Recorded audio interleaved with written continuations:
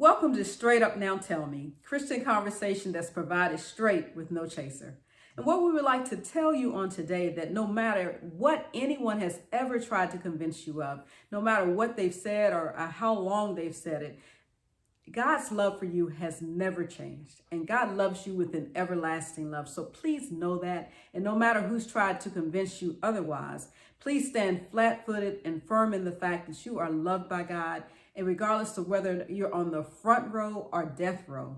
So regardless if you committed the worst crime you've ever committed or if you're having your very best day, God's love for you does not change, and it has never changed, and it has always been there. So please, don't fall for the okie doke. And if someone's been trying to convince you that because of a lifestyle that you're living, or because of something you've done or something that you're actively doing, or because of a certain part of the country you're living in or a certain part of the world, that you're outside of the love of God, please know that that is errant and is absolutely not true. That God's love for you never changes. It is broad. It goes beyond anything that we could ever imagine in our finite minds, so to speak.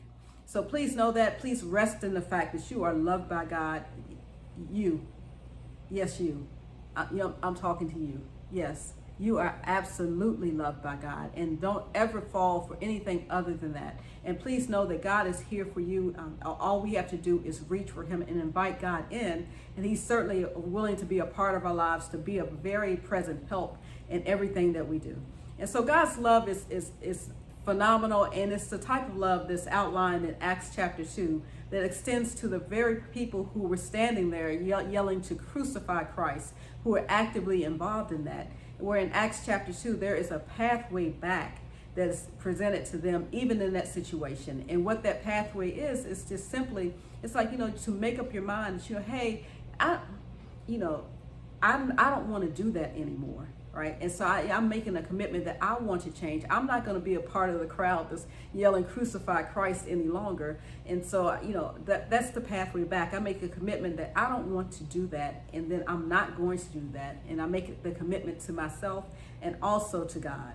And so you make a pathway back. And then also, you receive Jesus Christ. And so God is not in the business of beating us over the head or kicking down the door and forcing us to do anything. And I like to say that God is not in the business of keeping anyone who does not want to be kept. But if we want to have God be an active part of our lives, all he says is that, if you call me, I will certainly answer. It's a commitment that he's made to us. So please know that there is nothing that can separate you from the love of God. Now, can we actively refuse to receive that love? Absolutely.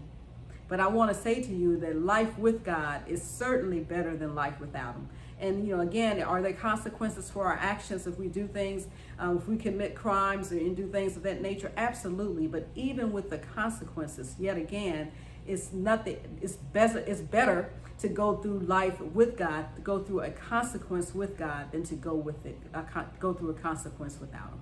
So please know that, don't fall again for the okie doke. There is nothing that can separate you from the love of God. And it's always there. It has never changed. God loves you equally with everything in him, and anything that beyond anything you could ever imagine. So straight up, no chaser. That is definitely a fact for us today.